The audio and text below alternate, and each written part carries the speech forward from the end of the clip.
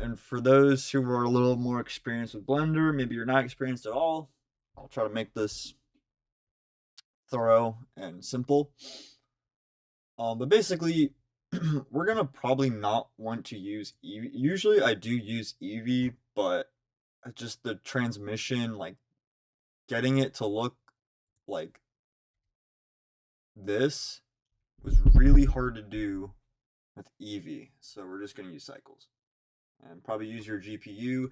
And I have on Vulkan, which makes it a bit quicker. I just use my graphics card. Yeah, that's sort of how you make your cycles just a bit quicker. But let's go over the first thing. Let's go over how I make these sort of glacier shapes. So first thing, we're just gonna look away, honestly. We're gonna go over here. We're just gonna add in a cube. Shift A, add your cube. It's gonna be over there. We're just gonna click, Shift S, selection to cursor, and boom, here's our cube. We're gonna just go up to it like so. That's far away from our scene, doesn't matter. And then we'll just tab into edit mode. You literally just hit tab, W, subdivide. I just subdivide it twice. Just kind of keep it easy. And then what I'll do is usually this will be turned off, but you can just click it or you can hit O and you'll turn on proportional editing.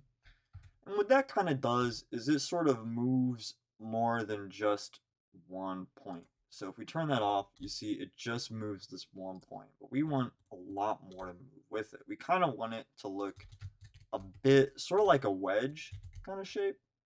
So maybe bring the corner up, and I recommend practicing this because first few goes may not be as smooth. So we'll take this corner over here, sort of bring it that way. Maybe this one will bring down a bit, like so. You can kind of see we're already getting an interesting looking shape. So to get like this finer detail on it, we're gonna have to go into sculpting.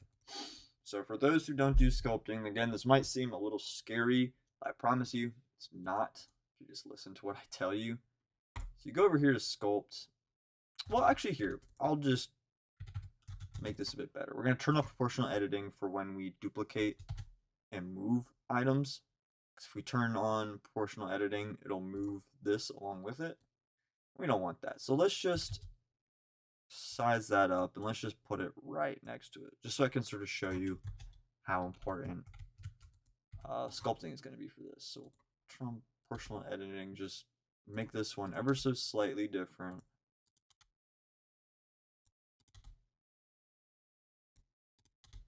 Not that. Okay, cool. Now that is a shape, that's for sure. Now we go into sculpt mode. Sculpt mode. And so obviously you can see we cannot get much customization because it's still clinging to these vertices. Now there's not that many of them. There's like 32 or something like that. So that's not really going to give us a whole lot of customization. You can see, you know, it's not moving as fine. So what we do is we hit R, and I say we bring it to about, doesn't really matter for right now. I'll just do 0.05. Right, seems good. You hit Control R, and it'll remesh it. So now you can see, instead of just it literally sitting in the cube, it's now connected to it. And it might look good if you like it like that, but I would like to just sort of smooth it off a little bit. So we go over here to the Smooth tool, and oops, I hit F to sort of scale it down a bit. I have my strength at about 0.7 just so it's not too intense. And you can sort of see what's happening already, right? It literally smooths it out. So it takes these harsh edges and just smooths it out. So, you know, I recommend doing this for the whole cube, but for time's sake, I'm just going to sort of do the front. The reason why I say do the whole cube is because, you know, when you start making big scenes like this, you know, you don't really want to do all of them individually. So a lot of them are just the same cube or the same glacier, just scaled and sized differently. That's really the trick there. So that's why I recommend you just kind of go into detail on the whole thing, but for time's sake of this, we're not going to do that. And then once you're satisfied with your shape, I'll probably hit R again, and I'll bring this to a bit more of a finer grid. Just do about 0.03, right? Hit Control R again. Then what we'll do is we'll hit C. We'll get our clay strips, and let's change it from add to subtract. So now you can see when we click it, we get these pretty nice looking sculpts.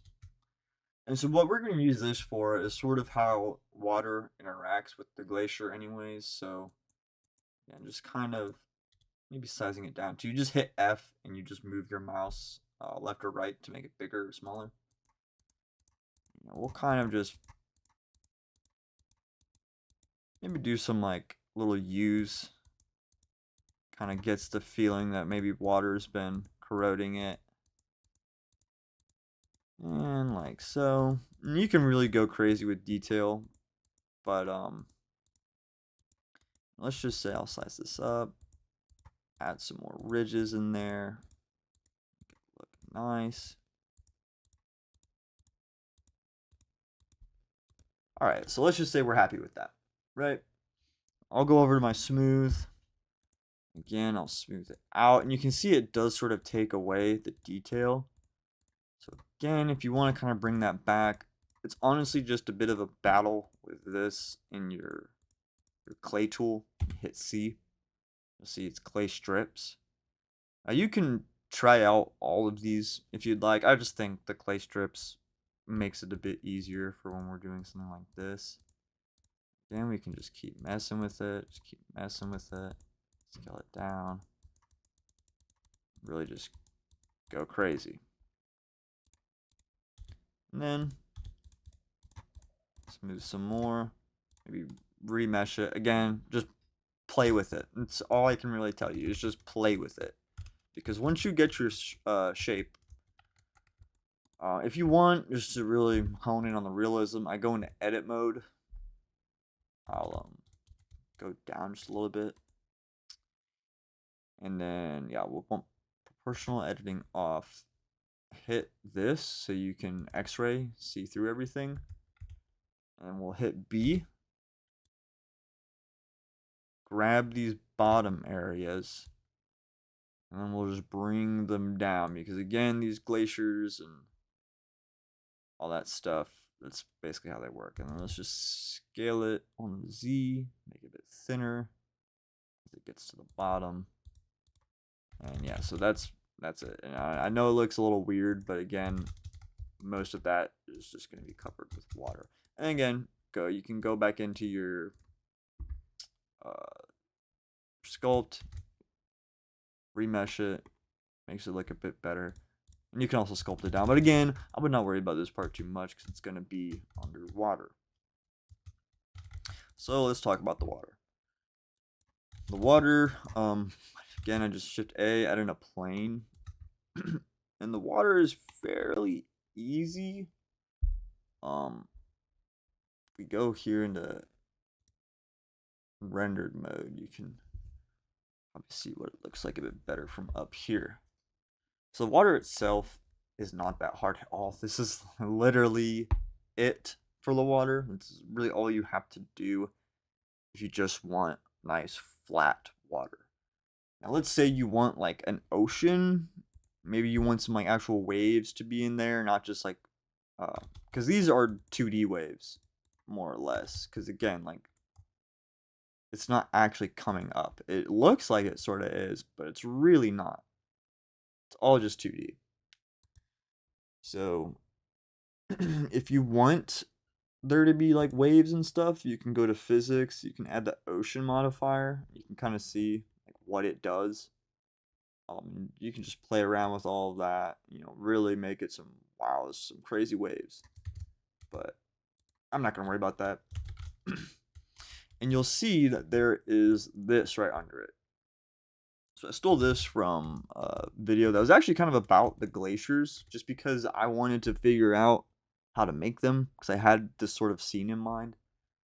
And it's just one of those videos where like the person will show you sort of what's going on, but then you have to buy the Patreon to really figure out what exactly they're doing, all that magic.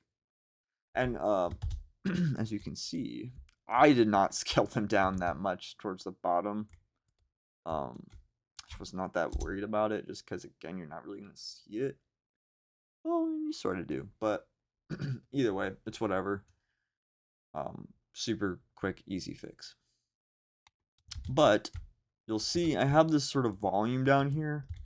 So let's go up a bit, and I'm gonna turn the alpha on the water down, just so you can really see what's happening.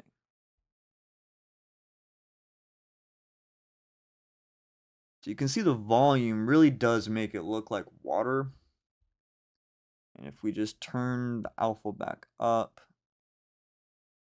you'll sort of see that our water is really just acting as a texture and like a wave sort of overlay. Because really where we get like that water look from is this volume down here. And that's just, you mix a principled volume and volume absorption, and that's sort of how you get like that greenish sort of look. And the polar bear, I literally just got that shit off of SketchFab, and then I wasn't too crazy about his texture. I feel like could change it, so that's what I did. I just took the default texture that it came with, and I put it in this little thing right here, FotoSketcher. This thing is pretty freaking cool. You can take sketches. You can take literally anything you want. You can take textures, your own pictures, anything. Put it in there, and it's I wouldn't say it's like Photoshop. It's sort of like those Photoshop filters that you can add. Like it can make it look comic-y. It can make it look painted, really stylized looks. But I only use that for his texture, and you can use that for all sorts of character textures to really get that painterly look. You could probably even use it for these. But what you'll notice is in the compositor, so let's just render this image out. And with Vulkan and stuff like that, it really won't take that long.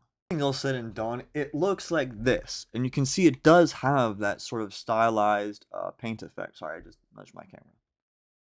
But yeah, you'll see it has this sort of stylized painter effect. And how do we do that? Well, this is a trick I actually learned the other day. So let's get out of our viewport. Let's go into image editor. We'll just look at the default image. So this is the default image, right? Again, it's not necessarily stylized. The sky is. That's another thing I put into FotoSketcher, was the sky. But with the compositing, again, I just put it through some glare. Minor color correction. You don't have to worry about any of these yellow parts. Maybe the brightness and contrast, but again, this is all just preference. What you want to look for is the in paint and the, I don't even know how to pronounce this. That's how new this is to me. You see, the in paint doesn't really do that much, but then when we plug it into this bad boy, you can see it gives us this sort of stylized look. And you can add this to any render you can imagine. If you want it to be less like paintery, you just turn the size down, and you'll see it looks more like our default image. So all of this down here is going to be kind of like our ice look. And so I went with They both look like the same color. One's a little bit more green, and the roughness is up, and the one the roughness is down. And the IORs are a little different. We still have the transmission on, and that'll really help with giving it like that ice sort of look. And to simulate like detail and shit like that, I just do the Voronoi with the smooth F1. Again, that's like a night and day difference versus F1. The smooth F1, really recommend it. It's the same thing plugged into both. This one I have a little bit different. Again, it's just looking for detail, what you like, what you don't like, and I mix it with a noise texture. And plugging things like this into your factor to like mix things definitely gives it a bit more detail. And it just overall looks better if you're trying to do something like this.